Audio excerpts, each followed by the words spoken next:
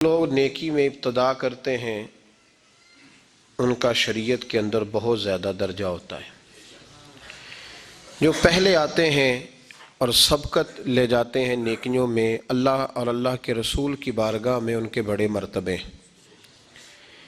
کچھ لوگ انتظار کرتے رہتے ہیں کہ سارے لوگ جائیں گے تو پھر ہم جائیں گے، سارے لوگ نیکی شروع کریں گے تو پھر ہم کریں گے۔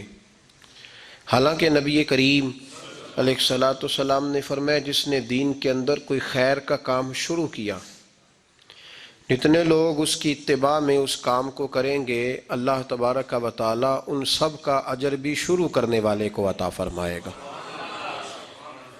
اگر محبوب پاک کے وصال کے صدیوں بعد امام بخاری حدیث پاک کی کتاب بخاری شریف تصنیف کرتے ہیں تو اب قیامت تک جو آدمی بھی بخاری پڑھے گا اور اس کو پڑھ کے کسی حدیث پر عمل کرے گا، اس تمام کا ثواب اللہ امام بخاری کو عطا فرمائے گا۔ خیر کا کام کرنے میں جلدی کرنی چاہیے، آگے بڑھنا چاہیے۔ صحابہ کرام علیہم رضوان جلدی کرتے تھے نیکی کرنے میں، آگے نکلنے کی کوشش کرتے تھے۔ ہم بھی جلدی کرتے ہیں لیکن مال جمع کرنے میں، دنیا داری میں۔ صحابہ کرام کی پہل ہوتی تھی خیر کا کام کرنے میں، اللہ کے ولیوں کی پہل ہوتی ہے میں جلدی سے خیر کا کام کروں۔ قرآن مجید فرقان حمید نے ان لوگوں کی عظمت بیان کی جنہوں نے دین پہ چلنے پہ پہل کی ہے، آگے نکلیں۔ سورہ واقعہ میں اللہ کریم نے فرمایا والسابقون السابقون، اور سبقت لے جانے والے سبقت لے ہی گئے، آگے نکلنے والے آگے نکل ہی گئے۔ کون ہیں یہ لوگ؟ اولئک المقربون، فرمایا یہ اللہ کی بارگاہ کے قریبی لوگ ہیں جو آگے نکل گئے۔ کچھ لوگ ایسے تھے جو فتح مکہ کے بعد آئے دین میں، کچھ ایسے تھے جو فتح مکہ سے پہلے آئے۔ جو پہلے آئے اللہ نے ان کا درجہ زیادہ بیان فرمایا، قبل الفتح اور بعد الفتح، اس کی اصطلاح قرآن مجید نے بیان فرمائی۔ جو لوگ ابتدا میں آ گئے، جنہوں نے غربتوں میں اسلام کی تنہائیوں میں ساتھ دیا، ان کے درجات زیادہ ہیں۔ لیکن نا بھائی، جب انسان کے پاس اللہ تعالیٰ کسی پہ فضل کرے اور اسے رزق حلال کروڑوں میں عطا کر دے، اس وقت کوئی آدمی اس کے لیے 1,00,000 کا بھی تحفہ لے کے آ جائے تو اس کے لیے اتنا مان ہی نہیں رکھتا، کیونکہ وہ خود کروڑ پتی ہے۔ لیکن اس زمانے میں جب اس کے پاس اماں کی دوائی کے پیسے نہ ہوں، اس زمانے میں جب اس کے پاس لاہور جانے کا کرایہ نہ ہو، اس زمانے میں جو آدمی 20 روپے کی مدد کرتا ہے وہ بندہ ساری زندگی یاد رہتا ہے، وہ یاد رہتا ہے۔ لوگ تقاضا کرتے ہیں کہ میں نے 1,00,000 کا تحفہ دیا، اسے یاد رکھو۔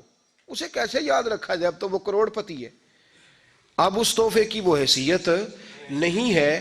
چاہیے یہ تھا کہ جب اسے ضرورت تھی، جب وہ مجبور تھا، جب وہ تنگ دست تھا، جب اس نے خود تجھ سے سوال کیا تھا یار فلان جگہ میں الجھ گیا ہوں، تیری تھوڑی سی ضرورت ہے، اس وقت اگر کوئی شخص آگے بڑھتا ہے تو وہ بندہ انسان کو ساری زندگی یاد رہتا ہے، اس کے ساتھ انسان کا وفا کا رشتہ رہتا ہے، اس کے ساتھ انسان پیار کرتا ہے۔ اللہ کریم کے پیارے محبوب سید عالم صلی اللہ علیہ وسلم پر جن لوگوں نے ابتدا میں جانیں قربان کی، آزاد مردوں میں سے سب سے پہلے حضرت ابوبکر صدیق نے کلمہ پڑھا ہے، آزاد عورتوں میں سے سب سے پہلے حضرت سیدہ خدیجہ الکبریٰ نے کلمہ پڑھا ہے، اور بچوں میں سے نوخیز جوانوں میں سے سب سے پہلے مولا علی شیر خدا نے کلمہ پڑھا، اور غلاموں میں سے سب سے پہلے حضرت زید بن حارثہ نے کلمہ پڑھا۔ یہ السابقون الاولون ہیں، ابتدائی لوگ۔ حضرت ابوبکر صدیق کو اللہ نے ایک کمال دیا ہے کہ حضرت ابوبکر صدیق کی 4 نسلیں صحابی ہیں۔ کتنی؟ 4 نسلیں حضور کی صحابی ہیں۔ حضرت ابوبکر صدیق کے والد بھی صحابی ہیں، خود بھی صحابی ہیں، ان کی کچھ ازواج بھی صحابی ہیں، حضرت ابوبکر صدیق کے بچے بھی صحابی ہیں، پوتے اور نواسے بھی حضور کے صحابی ہیں۔ کیسی عظمت ہے، کیسی شان اللہ نے عطا فرمائی۔ صحابی ہونا اس امت کا سب سے بڑا درجہ ہے، اور وہ کیسا شخص ہے جس کا سارا گھرانہ ہی صحابی ہے۔ ہم لوگ گھر کے اندر دین کی بات اگر کریں اس انداز میں کہ بچوں میں شوق پیدا ہو، ہم کرتے ہیں ضرورت کے لیے دین کی بات۔ میں کبھی کبھی جب باتیں سنتا ہوں تو میں کہتا ہوں کہ یہ آپ بچوں کو دیندار نہیں بنا رہے، جب آپ کہتے ہیں نا بیٹے نماز پڑھنے سے روزی میں برکت ہوتی ہے، تو میں کہہ رہا ہوں اب نماز کی تو بات ہی نہیں کر رہے، آپ تو روزی کی بات کر رہے ہیں۔ جب آپ کہتے ہیں نا بیٹے سویرے اٹھ کے قرآن پاک پڑھو، جب دکان پہ جاؤ گے تو گاہک زیادہ آئیں گے، تو یہ تو آپ نے گاہکوں کی بات کی، یہ آپ نے قرآن مجید کی بات نہیں کی۔ جب آپ نے کہا نا بیٹا صدقہ دو گے نا تو کوئی مشکل نہیں آئے گی، تو یہ بات صدقے کی نہیں ہو رہی، تو مشکلات سے نجات کی بات ہو رہی۔ تو پلٹ پلٹ کے تو دنیا سنوارنے کی آپ بات کر رہے ہیں۔ دین کی بات گھر کے اندر اس طرح کرو کہ بیٹا ہماری کل کائنات اگر وابستہ ہے تو مدینے والے رسول سے وابستہ ہے، ہمارا جینا مرنا اگر صحیح ہو سکتا ہے تو قرآن پاک کی برکت سے ہو سکتا ہے، ہم اگر بچ سکتے ہیں تو اللہ تبارک و تعالیٰ کی معرفت نصیب ہونے سے بچ سکتے، روحانی زندگی آباد ہونے سے بچ۔ حضرت صدیق اکبر گھر کے اندر جب بات کرتے تھے نا نبی پاک کی غلامی کی تو ذرا کھول کے کرتے تھے۔ اگر وہ احد میں، بدر میں اور مکے کے چوکوں میں حضور کے تذکرے بڑے شوق سے کرتے تھے، تو آپ کے بچے کہتے ہیں جب گھر میں مصطفیٰ کی بات کرتے تھے تو پھر بھی ان کی آنکھوں میں آنسو ہی ہوا کرتے تھے۔ حضرت ابو بکر صدیق رضی اللہ تعالیٰ عنہ گھر میں بیٹھتے تو مصطفیٰ کے ترانے پڑھنے شروع کر دیتے، اور آپ کے بچے کہتے ہیں رو کے بات کرتے۔ آج میں حضرت ابو بکر صدیق کی ایک صاحبزادی کا ذکر کرنے والا ہوں، حضرت اسماء بنت ابی بکر صدیق۔ حضرت ابو بکر صدیق کی صاحبزادی ہیں، کہتی میرے ابا جی اس پیار سے گھر میں ذکر کرتے تھے نبی پاک کا کہ میں نے کہا ابا جی اب مجھ سے برداشت نہیں ہوتا، مجھے بھی کلمہ پڑھوائیں، میں نے بھی غلام بننا ہے۔ 16 بندے مسلمان ہوئے تھے، 17ویں نمبر پر حضرت اسماء بنت ابو بکر صدیق نے کلمہ پڑھ لیا۔ 17واں نمبر، السابقون الاولون میں سے، پہلے لوگوں میں حضرت اسماء کا تذکرہ ہے، ابتدائی لوگوں میں مسلمان ہو گئی، شروع میں بالکل سٹارٹ میں۔ اللہ نے انہیں 100 سال کے قریب عمر عطا فرمائی ہے۔ یہ 1 صدی کا قصہ ہے، 2-4 برس کی بات نہیں۔ اللہ نے 100 سال عمر دی۔ فرماتی ہیں میں 20 سال سے عمر میری کم تھی جب میں نے کلمہ پڑھا تھا۔ توجہ ہے میری بات پر؟ صرف میدان میں نکلنے والے مجاہدوں نے دین کی تبلیغ نہیں کی، ان کو گھر کے اندر تیار کر کے بھیجنے والی ماؤں کا زیادہ حصہ ہے، ان کی بیوی کا زیادہ حصہ ہے جس نے کہا تو دین کی نوکری کر، تیرے پچھلے فرائض میں دیکھ لوں گی، ان کا بھی بڑا کردار ہے۔ دین اسلام پر جس شخصیت نے سب سے پہلے اپنا خون پیش کیا وہ مرد نہیں، وہ ایک عورت ہے۔ حضرت عمار بن یاسر کی والدہ سب سے پہلی شہیدہ ہے۔ دین کے لیے پہلا خون ایک عورت نے دیا ہے، حضرت سمیہ رضی اللہ تعالیٰ عنہ۔ حضرت اسماء کہتی ہے میں ابھی 20 سال سے میری عمر کم تھی جب میں نے کلمہ پڑھا، اور میں نے اس عالم میں کلمہ نہیں پڑھا کہ جب دین پہ چلو گے تو موجیں لگ جائیں گی، میں نے کلمہ پڑھا کہ سارا مکہ ہمارا مخالف تھا، میں نے کلمہ پڑھا تو میرے گھر کی طرف لوگ سخت نظروں سے دیکھتے تھے، میرے والد روز مار کھا کے آیا کرتے تھے۔ اس حالت میں جناب اسماء، یہ حضرت عائشہ صدیقہ سے 10 سال بڑی تھی عمر میں، ان کی والدہ اور ہیں اور جناب عائشہ کی والدہ اور ہے، والدہ علیحدہ علیحدہ ہے، لیکن حضرت صدیق اکبر کی دونوں صاحبزادیاں حضرت اسماء، یہ وہ خوبصورت اور پاک باز بی بی ہے کہ جب میرے محبوب پاک غار ثور میں ہجرت کے لیے تشریف لے گئے تو حضرت صدیق اکبر جب جانے لگے، حضرت اسماء کہتی ہیں میری اماں کو میرے والد نے طلاق دے دی تھی، چونکہ وہ کلمہ بھی نہیں پڑھتی تھی اور زیادہ کچھ شدت رکھتی تھیں مشرکانہ معاملات میں۔ کچھ لوگ تو کہتے ہیں حضور کے اعلان نبوت سے پہلے ہی جناب صدیق اکبر نے انہیں علیحدہ کر دیا تھا، لیکن حضرت اسماء فرماتی ہیں کہ میرے والد نا مجھ سے ذرا زیادہ محبت کرتے تھے، میرے والد ذرا مجھ سے، کیونکہ میری والدہ موجود نہیں تھی تو حضرت صدیق اکبر زیادہ پیار کرتے۔ لیکن حضرت اسماء کا یہ بھی کمال دیکھیں، بخاری شریف میں حدیث موجود ہے، حضرت اسماء کہتی ہیں میری مشرکہ ماں مجھ سے ملنے آئی کئی سالوں کے بعد، دروازے کے باہر آ کے اماں نے آواز دی اسماء تیری ماں آئی ہے، تو حضرت اسماء تیزی سے اٹھی، ماں ملی ہے نا کئی سالوں کے بعد، لیکن جا کے بغل گیر نہیں ہوئی، بلکہ اماں دروازے پہ تھی تو جناب اسماء نے اندر سے کنڈی لگا لی، دوڑ کے اٹھ کے کنڈی لگائی اور کہا جاؤ حضرت عائشہ صدیقہ کو میرا پیغام دو کہ محبوب سے پوچھ کے بتائیں کہ مشرکہ ماں آئی ہے، اگر نبی پاک کہیں گے تو اماں سے ملوں گی، اس لیے کہ میرا سارا کچھ میرے نبی سے وابستہ ہے، میرا سارا کچھ محبوب کے قدموں سے وابستہ ہے، حضور اجازت دیں گے، یہ بخاری مسلم میں موجود، پھر ملوں گی۔ تو حضرت اسما کا جب پیغام گیا تو نبی پاک علیہ السلام نے فرمایا وہ مشرک ہے تو خود ہی اللہ اس سے پوچھ لے گا، اسما سے کہو تمہاری تو ماں ہے نا، تم تو ملے نا، میرا ابا جی ظالم ہی بڑا ہے، حضرت جی آپ کو نہیں پتا بڑے ظالم ہیں، انہوں نے میرے ساتھ بڑی زیادتیاں کی ہیں۔ او بھائی، میرے محبوب سے بھی ایک صحابی نے کہا تھا یا رسول اللہ آپ کہتے ہیں والدین کی فرما برداری کرو، تو اگر والدین ظلم کریں، والدین اگر ظلم کریں، میرے محبوب کی زبان سے ایک حرف بھی کبھی فضول نہیں نکلا، بلکہ رب جب فرماتا تھا تو محبوب بولتے تھے۔ اس نے ایک دفعہ کہا حضور اگر والد ظلم کرے، تو نبی پاک نے 3 دفعہ فرما او یظلمو او یظلمو او یظلمو، اگر وہ ظلم بھی کریں ظلم بھی کریں ظلم بھی کریں تو پھر بھی تو نے ماں باپ کی فرما برداری کرنی۔ 3 دفعہ محبوب نے ارشاد فرما۔ حضرت اسما کہتی ہیں حضور نے فرمایا تیری تو والدہ ہے نا، تو میل۔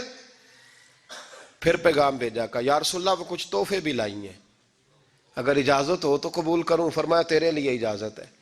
حضرت اسما اتنی مضبوط مسلمان تھی کہ اماں مشرکہ تھی، لیکن اس کے قریب جانا انہوں نے پسند نہ کیا جب تک حضور اجازت نہ دے۔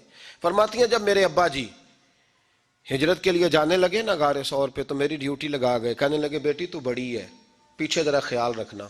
کہتی ہیں 60,000 دینار تھے گھر میں، والد گرامی جب گئے تو ہر چیز ہی ساتھ لے گئے، ایک پیسہ نہیں چھوڑ کے گئے۔ کہتی میرے دادا نابینا تھے حضرت ابو قحافہ، بعد میں مسلمان ہو گئے، وہ آئے اور آ کے کہنے لگے اسما تیرا ابا سارا کچھ لے گیا ہے، کچھ چھوڑ کے بھی گیا ہے۔ تو کہتی ہیں میں پریشان ہو گئی، کیا جواب دوں، دادا جی بوڑھے یہ تو احتجاج کریں گے۔ کہتی ہیں کہا نہیں نہیں بڑی خیر ہے، بڑا کرم ہے۔ کہا نہیں مجھے بتا کچھ چھوڑ کے گیا ہے، مجھے امید نہیں ابو بکر کچھ چھوڑ کے جائے گا، اور جب محمد ابن عبداللہ صلی اللہ علیہ وسلم پہ خرچ کرتا ہے تو ہر چیز ہی لٹا دیتا ہے، بتا کچھ چھوڑ کے گیا ہے؟ تو حضرت اسما کہتی دادا جی بوڑھے تھے تو مجھے تجویز آئی، میں جلدی جلدی سے اٹھی، چھوٹے چھوٹے روڑے میں نے کہ گھڑے میں رکھے، اس کے اوپر میں نے ٹاٹ ڈال دیا، میں نے کہا دادا جی پیسے ہیں، ان کا بازو تھام کے تو میں نے وہاں لگا دیا ٹاٹ کے اوپر۔ کہتی ٹاٹ کے اوپر لگایا، یہ نہیں بتایا نیچے کیا، میں نے کہا یہ دیکھیں، کہنے لگی اچھا اچھا ٹھیک ہے، میں نے یہ نہیں کہا پیسے ہیں، غلط بات بھی نہیں کی، اے دیکھیے۔ کہتی ہیں دادا جی کو تسلی ہو گئی، وہ مطمئن ہو گئے، وہ مطمئن ہوئے تو میری آنکھوں میں آنسو آ گئے، میں رو پڑی۔ میں نے کہا دیکھو رب کریم اس عمر میں مجھ سے کیسی خدمتیں لے رہا، جوان بیٹی، یہ ہمارا ہستا بستا شہر ہے اور سارے اپنے ہیں ہم آپس میں، لیکن کسی کی جوان بچی اس محلے دار سے جس کو وہ بچپن سے جانتی ہے، کونے میں جوان بچی 20-22 سال کی اگر ماچس لینی چلی جائے تو شور ہو جاتا ہے، وہ بیٹی نکل آئی ہے جی، ابا جی شام کو گھر آئے تو محلے دار غیبت کریں گے، بیٹی تیری جوان وہاں کھڑی تھی آج سبزی لینے آئی تھی ماچس لینے، ابا درہ نکال لیتا ہے، بیٹی کیسے باہر چلی گئی؟ بھئی اپنا محلہ ہے، سارے اپنے لوگ ہیں، کیوں پھر بھی نہیں جا سکتی؟ کیسے گئی؟ 5413 فٹ اونچی غار ہے غار ثور، اور جب ہم وہاں جاتے ہیں تو تجربہ کار حاجی مشورہ دیتے ہیں، کہتے ہیں سویرے سویرے جانا فجر کی نماز کے وقت، ورنہ دوپہر میں جانا بڑا مشکل ہوتا ہے۔ 3 بوتلیں بغل میں پانی کی، رستے میں 4-5 جگہ جو ہے وہ بیٹھنے کی جگہ بنی ہوئی ہے، وہاں ڈھابے ہیں چائے کے، بوتل کے، پانی کے، رستے بن گئے۔ لیکن جب حضرت صدیق اکبر نبی پاک کو لے کے گئے کوئی رستہ نہیں تھا، دشوار گزار گھاٹی تھی، کہنے لگے محبوبہ آپ کو تکلیف ہوگی، آپ میرے کندھوں پہ بیٹھ جائیں، پباں پہاڑ قدم نہیں جے لاؤندا تے 100 پہاڑ تے چڑھیا جاندا، او پیا جاندا دے یار نبی دا، اے اصلی دلدار نبی دا۔ حضرت صدیق اکبر حضور کو لے گئے اور ڈیوٹی لگائی، فرمایا اسما میں نہیں چاہتا، پریشانی جتنی مرضی ہے، ایمرجنسی جتنی مرضی ہے، پر میری محبت گوارا نہیں کرتی کہ حضور سرکے اور کھجور پہ گزارا کریں، بیٹے تازہ کھانا پکا کے پہنچانا ہے۔ 5413 فٹ اونچی غار اور دن کو ڈر آئے، حضرت اسما کہتی ہے میں روز تازی روٹی پکاتی، کھانا تیار کرتی، جب دنیا سو جاتی تو میں پہنچا کے آتی۔ کون حضرت ابوبکر صدیق کی محبت کا اندازہ کرے گا، کون اس گہرائی تک جائے گا؟ حضرت اسما کہتی ہے ایک دن کپڑا ہی کوئی نہیں تھا گھر میں، عورتیں نا سینہ بند باندھا کرتی تھی، عرب کے لوگ کھلے کپڑے پہنتے تھے تو کمر بند باندھتی تھی، اسے نتاق کہتے تھے۔ حضرت اسما کہتی ہے میں نے اسے پھاڑا، آدھے میں روٹی باندھ لی اور آدھا میں نے کمر کے ساتھ باندھ لیا، جب لے کے گئی نا، یہ بخاری ہے، تو حضور نے دیکھا، حضرت ابو بکر نے دیکھا کہ بیٹے یہ تو سینہ بند ہے. کہ ابا جی آدھا وہاں ہے آدھا میں نے باندھا ہوا ہے. تو محبوب نے فرمایا تو ذات النطاقین ہے، تو دو کمر بند والی ہے. فرماتی ہیں میرا نام ہی پڑ گیا اس سے، دو کمر بند والی. حضرت اسماء روز کھانا پہنچاتی، محبت بڑے امتحان لیتی ہے. کہتی ہیں میں بڑے وقار والے گھر کی مالک تھی، میرے والد قبیلے کے سردار تھے، کاروبار کرتے تھے تو دولت بھی میں نے ہمیشہ دیکھی تھی، کسی کی طاقت نہیں تھی بری نظر سے دیکھ سکے. لیکن حضرت اسماء کہتی ہیں رب کریم نے ہم سے آزمائش لی. دوسرا دن تھا، حضور کو غار ثور میں گئے تو ابو جہل دروازے پہ آیا، بہت سارے کفار اس کے ساتھ تھے. او بھائی اس کیفیت کو ذرا سمجھ تو صحیح، اس انداز کو کبھی سمجھ تو صحیح، کس بات کی دشمنی لے رہے تھے؟ حضرت صدیق اکبر نے کس طرح کے امتحانات دیے. سارے کفار کٹھے ہو کے کہتی ہیں میرے دروازے پہ آ گئے، دستک دی، میں باہر آئی. ابو جہل کہنے لگا کہاں گیا ہے تیرا والد محمد ابن عبداللہ کو لے کے صلی اللہ تعالی علیہ وسلم، کہاں گئے؟ جناب اسماء کہتی ہیں اب میرے لیے بڑی مشکل ہو گئی، جھوٹ بولتی ہوں تو شریعت نہیں بچتی، سچ بتاتی ہوں تو وفا نہیں بچتی، کدھر جاؤں؟ کہتی ہیں پیروں میں زنجیریں ہیں، غلط بات کیسے کروں؟ اس نے پھر پوچھا، بولتی کیوں نہیں، کہاں گئے؟ میں خاموش تھی. تیسری بار پھر پوچھا کہاں گئے ہیں وہ؟ جناب اسماء کہتی ہیں میں نے فیصلہ کر لیا، شریعت بھی بچانی ہے وفا بھی بچانی ہے، دونوں چیزیں بچیں گی. بولو کہاں ہے؟ یہاں تو لوگ مرد ہو کے دین کے لیے نہیں ڈٹتے، اور ایک منٹ کے لیے بھی عقیدے پر مسلک پر ڈٹنے کو تیار نہیں ہوتے. لوگ دیکھتے ہیں مجلس کس طرح کی اس طرح کا رنگ اختیار کر لیتے ہیں.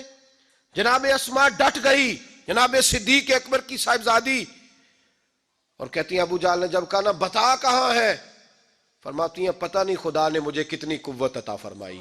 میں بولی اور بول کے کہا میں ابو بکر صدیق کی بیٹی ہوں، میں جھوٹ نہیں بول سکتی. کہنے لگی ابو جہل سن، مجھے پتا ہے وہ دونوں کہاں ہیں پر میں تمہیں بتاؤں گی کوئی نہیں. مجھے پتا ہے پر میں تمہیں، ہو ہلکا یارا تو برے شم کی طرح نرم، رزم حق و باطل ہو تو فولاد ہے مومن. پتا ہے مجھے وہ کہاں ہے پر جرت ہے تو پوچھ کے دکھا. کہتی ہیں چونک تھا مکے کا اور میرا عزت والا گھرانہ تھا، پر ابو جہل نے بھرے بازار میں میرے منہ پہ تھپڑ مار دیا. کہتی ہیں میرے کان میں بالی تھی، نیچے پتھر تھا، میں اس کے اوپر گری تو میرا کان پھٹ گیا. لوگوں نے ابو جہل کو پکڑا لے گئے. فرماتی ہیں وہ آزمائش بھی میں نے دی، امتحان بھی دیا. پھر میں اندر آئی اور میں نے پھر اپنے اس بہتے ہوئے خون کو اپنے کپڑے کے ساتھ صاف کیا، منہ کو لپیٹا اور پھر میں کھانا پکانے لگی. کہتی ہیں اسی طرح کھانا پکایا، اسی طرح تیاری کی. غار ثور پہ جو پہنچی تو ابو بکر صدیق نے لپٹا ہوا منہ دیکھا. بیٹی کو تکلیف میں دیکھے اور پھر باپ رات سو جائے، یہ ہو نہیں نہ سکتا. تو کہا اسماء بیٹے چہرے کو کیا ہوا، کیا بات ہے؟ عرض کی کچھ نہیں ابا جی. فرمایا نہیں بیٹے کوئی تکلیف ہے، کوئی چوٹ ہے؟ نہیں ابا جی کچھ نہیں. حضور نے فرمایا اسماء کھول نہ بیٹے چہرہ کیا ہے. جناب اسماء نے کپڑا ہٹایا تو خون بہنے لگا. کیا ہوا؟ عرض کی حضور کچھ نہیں، ابو جہل آیا تھا، پوچھتا تھا، کیا بتاتی؟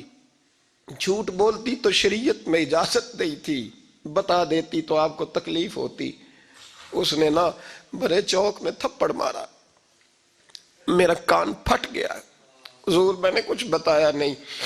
نبی کریم سید عالم علیہ السلام کے ہاتھ اٹھے اور عجیب دعا دی حضور نے. کہا اللہ میں ابو بکر سے اور اس کے گھر سے راضی ہوں، تو بھی ان سے راضی ہو جا. حضرت اسماء بنت ابی بکر صدیق رضی اللہ تعالی فرماتی ہیں اس انداز میں قربانیاں دیں.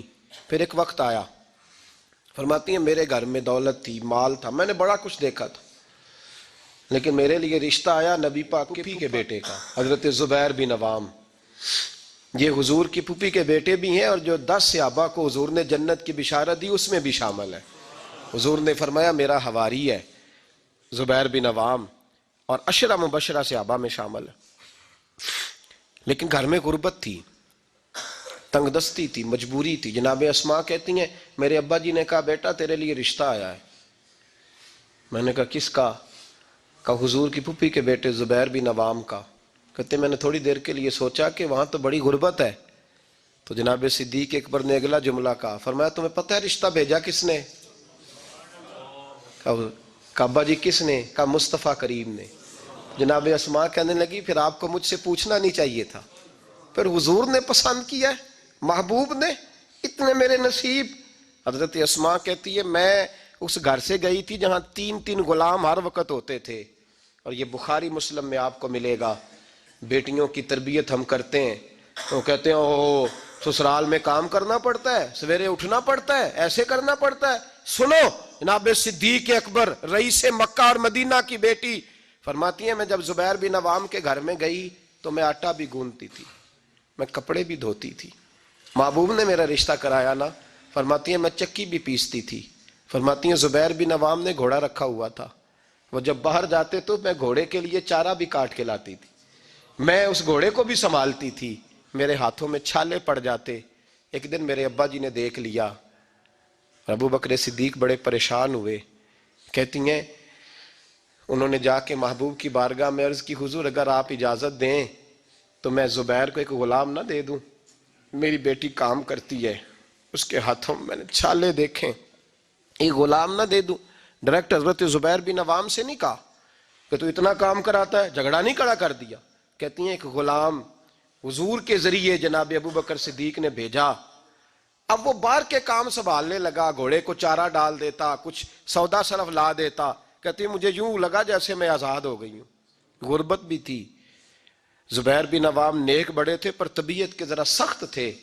ایک دن ابا جی آئے تو میں نے کہا حضور اور تو کچھ چیز نہیں چاہیے, تھوڑی سختی ہے طبیعت میں.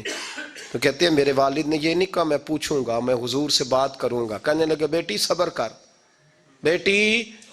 بیٹی صبر کر, تیرا خامد نیک ہے, اگر تو اس کی رضا میں دنیا سے گئی تو رب تجھے بغیر حساب جنت عطا فرما دے گا. اور خامد کی پرہیزگاری بھی تو دیکھو نا بھائی, صرف دولتوں کی ضرورت ہے, صرف ان چیزوں کی ضرورت ہے, اس کی پرہیزگاری بھی دیکھو. اب اسماء کہتی ہیں اس کے بعد میں نے شکوہ نہیں کیا, اس کے بعد دوبارہ شکوہ. سخی بڑی تھی حضرت اسماء.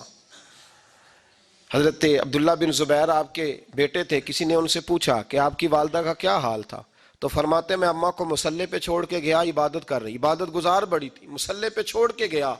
فرماتے میں ظہر کے وقت گیا اور عصر کی نماز کے بعد آیا تو میری اماں ابھی بھی مصلے پہ بیٹھی تھی اور رب سے معافیاں مانگ رہی تھی. کہتے بڑی سخی تھی. اور میری خالہ سیدہ عائشہ بھی بڑی سخی تھی. حضرت عبداللہ بن زبیر فرمانے لگے دونوں میں ایک فرق تھا. حضرت عائشہ جب سخاوت کرتی تو کچھ پیسے جمع کر لیتی, ایک ہفتے کے پیسے جمع کر کے جوڑ کے کہتی چلو کسی غریب کا کچھ بن تو جائے.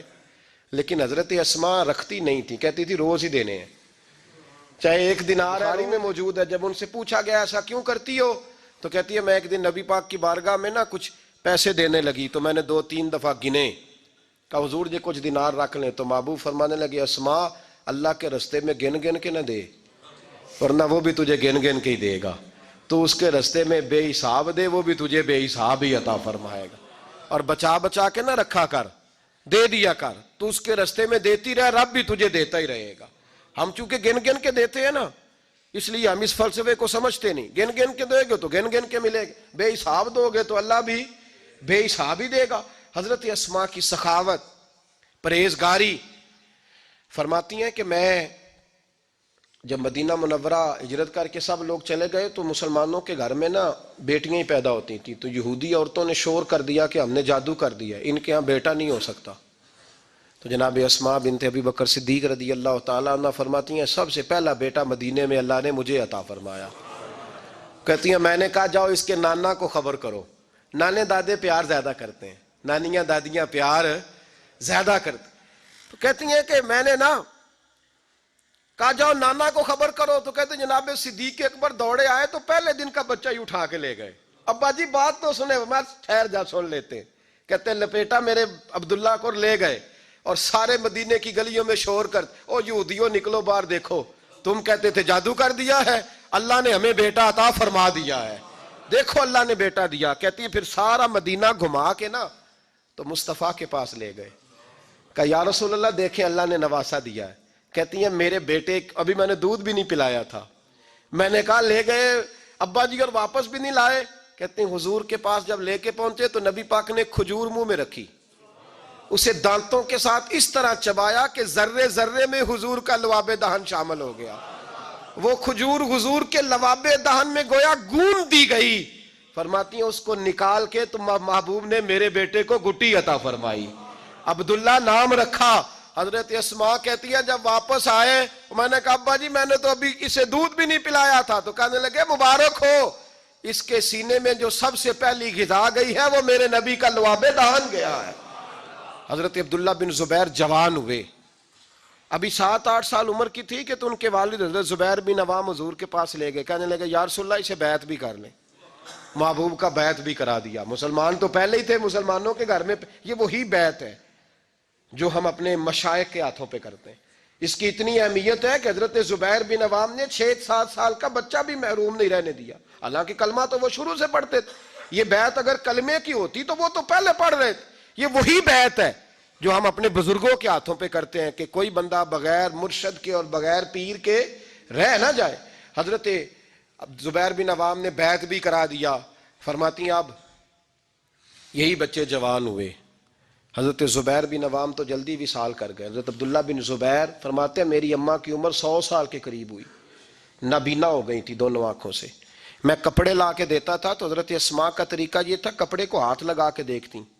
100 سال کی بوڑھی اماں ہاتھ لگاتی, کہتے بیٹے باریک ہے. محبوب نے بیبیوں کو چھپ کے رہنے کا حکم دیا ہے, ان کو نہ تھوڑا موٹا کر کے لا. کہتے اماں جی آپ نے ہاتھ سے دیکھا ہے, صحیح ہے آپ پہن لے. تو کہتے میری اماں رو پڑتی. کہتے بیٹا بی بی کا زیور اس کا پردہ ہوتا ہے, تو مہربانی کر مجھے موٹا کپڑا لا کے دے تاکہ میں اپنے آپ کو چھپا کے رکھوں. میں نے چھپ کے زندگی گزاری ہے, میں چھپ کے اللہ کی بارگاہ میں جانا چاہتا ہوں, مجھے پردے دار رہنے. امام حسین رضی اللہ تعالیٰ عنہ کی شہادت کے بعد ان کا جھنڈا حضرت عبداللہ بن زبیر نے اٹھایا ہے, انہی کا جھنڈا. یزید جب مر گیا تو مکے مدینے اور حجاز کے جو سارے علاقے تھے ان لوگوں نے حضرت عبداللہ بن زبیر کے ہاتھ پہ بیعت کی تھی, جو حضرت اسماء کے بیٹے تھے, جناب صدیق اکبر کے نواسے تھے. وہ خلیفہ بن گئے, امیر بن گئے مسلمان. دوسری سائیڈ پہ شام والی سائیڈ پہ عبد الملک بن مروان بنا. اس نے یہ جو تعمیر کعبہ ہوئی ہے نا دوبارہ سے, جن بنیادوں پہ اب کعبہ ہے, انہی بنیادوں پہ حضرت عبداللہ بن زبیر نے بیت اللہ کو بھی دوبارہ تعمیر کروایا تھا. چونکہ یزید کی فوجوں نے جب حملہ کیا تو بیت اللہ کے کچھ حصے شہید ہو گئے, تو جناب عبداللہ بن زبیر نے اسے بھی دوبارہ بنوایا. عبد الملک بن مروان نے حجاج بن یوسف کو ان کے مقابلے میں بھیجا. لڑائی ہونے لگی, 5.5 مہینے جنگ ہوتی رہی. حضرت عبداللہ بن زبیر کی فوجیں کچھ تو شہید ہو گئے لوگ, کچھ بکھر گئے, آپ اکیلے رہ گئے. کہتے میری 100 سال کی بوڑھی اماں, میں اماں سے مشورہ کرنے آیا, حضرت اسماء سے. بچے اس لیے بزدل ہوتے ہیں کہ باپ انہیں دلیری سکھاتا ہی نہیں. کہتے ہیں 100 سال کی بوڑھی اور نابینا اماں, کیوں نہیں بچے جہاد کے لیے تیار ہو رہے؟ مائیں کہتی ہیں شاید گھر میں رہیں گے تو موت نہیں آئے گی, شاید یہ اندر رہیں گے تو بچ جائیں گے. فرماتے 100 سال کی بوڑھی اماں سے جا کے کہا اماں اب تو میں تقریباً اکیلا رہ گیا ہوں, کیا کروں؟ تو کہتے میری ماں کہنے لگی حضرت اسماء بیٹے پہلے تو یہ بتا کہ تو حق پہ ہے کہ نہیں.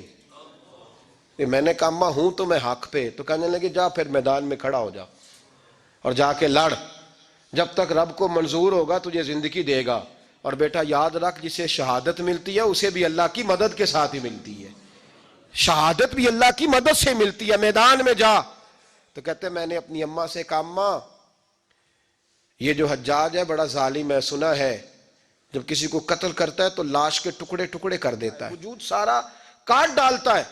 تو کہتے میری اماں میرے کندھے پہ تھپکی دے کے کہنے لگی بیٹے بکرے کو صرف ذبح ہوتے وقت تکلیف ہوتی ہے, جب اس کھال اتاری جائے تو کوئی تکلیف نہیں ہوتی, جب اس کا گوشت بنایا جائے تو کوئی. تو بیٹے گھبرانا نہ, رہنا میدان کے اندر, دیکھنا میں تجھے بھاگتا ہوا نہ سنوں, جا میرا بیٹا اللہ تیری مدد کرے گا.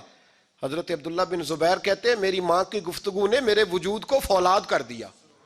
فرماتے جذبہ جہاد میری اماں نے میرے سینے میں بھر دیا.